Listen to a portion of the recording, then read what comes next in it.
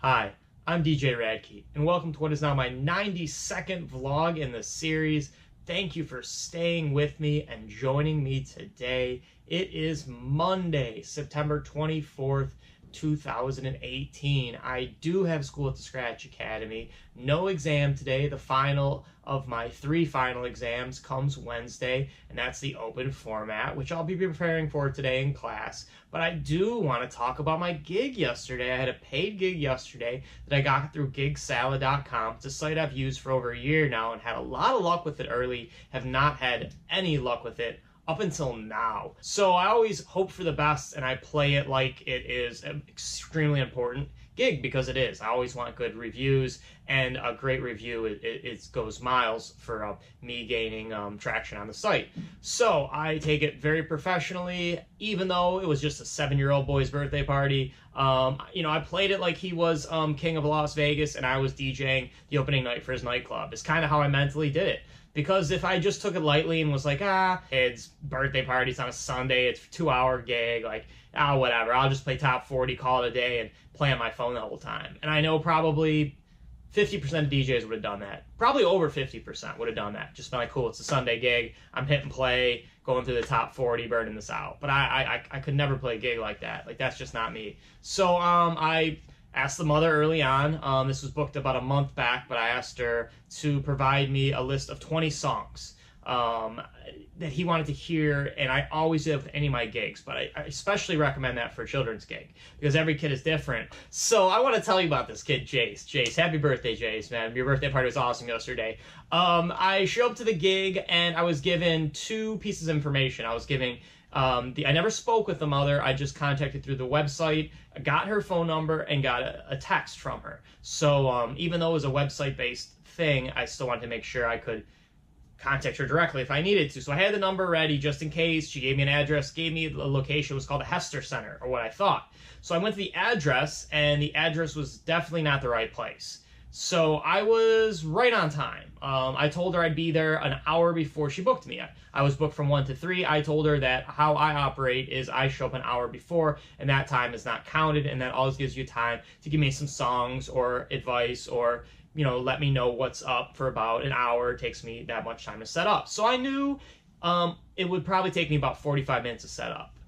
45 minutes to an hour. Sometimes it takes an hour just because it's an unfamiliar venue, or parking, or a tent. All those add up. But I can bust up a quick set in 45 minutes at an unfamiliar place. But I knew if I got lost or came late, that it would start being crunch time. So I got there super early, which was a good thing, because the address she gave me was not the Hester Center. So I'm like, well, this definitely not the place, but the address is right, but I'm gonna go to Hester Center. So I got to the Hester Center, which was about 5 minutes away, and now I'm technically late. And no one was there. No one was around. The place had closed Sunday. I'm like, now I'm confused. I'm like, well, maybe she got it especially booked for Sunday. I'm not driving back to the other place and then driving back here. I'm going to give this girl a call. She doesn't answer. Bummer. Okay, now I don't know what to do. I'll wait, 10 minutes and text. Again, no text back. I'm like, oh, now it's 12:15. Now, if I started setting up right now, I would make it just in time for 1 o'clock. And I'm like, ugh.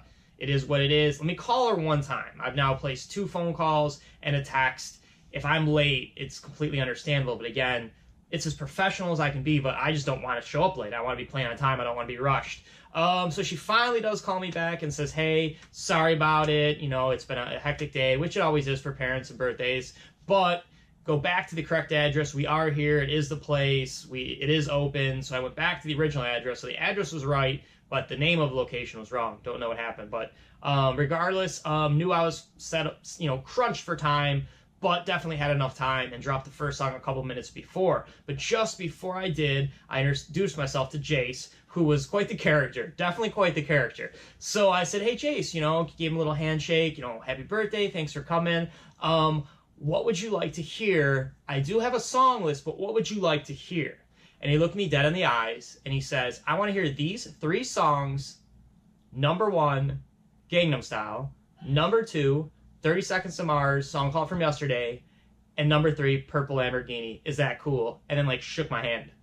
And I'm like, cool, man, got you. And I looked at the mom like, this kid's fun. This is a fun kid, isn't he? Like, she seemed like a fun, happy person, and it seemed like her kid was a fun, happy kid, too. But he was all business. And she had mentioned, like, in her original text, like, it's funny how a 7-year-old boy wants his birthday to be a dance party, but that's his style. So I kind of knew this kid was going to be pretty cool. He was fun, man. He was a fun guy.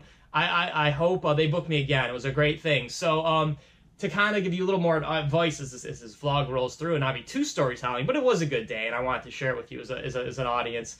So I'm like, great, cool. So I've got the 15 songs that he gave me. I asked for 20, they only gave me 15, but that's cool. And that provides me at least an hour worth of music. So the other hour is to fill in the blanks. And of course, you're going to have to play like the Cha-Cha Slide. I played Wobble Baby, Soldier Boy. You're going to play a little Watch Me Whip, Watch Me Nay Nay kind of stuff. You're going to play like Finesse. And I didn't play any Drake. I think it was the first gig in the history of me DJing I ever played any Drake. But I had enough for like an hour and a half worth of music. And then it would have been time to get creative, like digging into some old school throwbacks that might work, like the Little John, Turn Down for What kind of stuff, stuff that like I threw in a Backstreet Boys song because there was a couple moms on the dance floor and they were about the age where I figured they'd appreciate it, which they did. So like I played all Jace's songs, and about every 5 songs Jace would come up. Anytime I didn't play a Jace song on the list, and he'd be like I played Remix of Havana. I needed to kind of fill some time. It was a safe song. There was, younger girls on the dance floor. And he came up to me. He's like, everything good, man? Kind of like that's not on my list, bro. Like, everything good, man? I'm like, yeah. He's like, all right. So I'm going to hear a couple of different songs, not on the list. I'm like, all right, cool, bro, shoot. So he's like, Fight Night at Freddy's.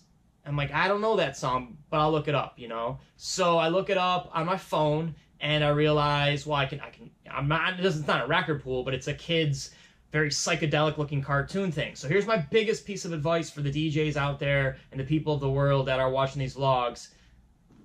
This is the most valuable tool you could pretty much have for $8 as a DJ. I don't know if it has a specific name, but here's what it does. These two go into your 4th channel. If you have a 4-channel mixer, if you only have a 2-channel mixer, it is what it is. But you put these in the back of your mixer or your controller, and this plugs into your phone in the bottom. Boom. And you have any song on the internet.